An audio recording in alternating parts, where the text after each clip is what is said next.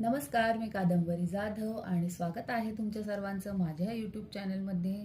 आपण भगवद्गीतेतील श्लोक पाहत होतो. त्यातील अर्जुन विषाद योगमधील आत्तापर्यंत आपले 24 श्लोक पूर्ण झालेले आहेत लाईफ लेसन सहित. आज आपण पाहणार आहोत 25वा श्लोक. तर सुरू करूयात राधे राधे म्हणून. भीष्म द्रोण प्रमुखतः सर्वेषां च महीक्षितां उवाच पार्थ पश्य एतान समवेतान कुरुन इति.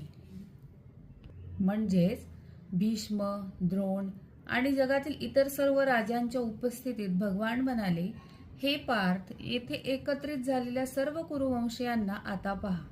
या श्लोकात श्रीकृष्ण अर्जुनाला प्रत्यक्ष शत्रूंच्या समोर उभे राहून युद्धाची खरी स्थिती दाखवतात. अर्जुनाला ज्यांच्या विरुद्ध बाण सोडायचे आहेत ते त्याचे आप्त, गुरु, बंधू आणि नातेवाईकच आहेत. श्लोकाचा गूढार्थ असा होतो की इथे बाहेरचे दृश्य म्हणजे युद्धभूमी असले तरी आत्म्याच्या जीवनातील युद्धभूमीवर हेच घडते. भीष्म म्हणजे दृढनिश्चय, परंपरा, तत्वनिष्ठा. द्रोण म्हणजे ज्ञान, शिकवणूक, अनुभव.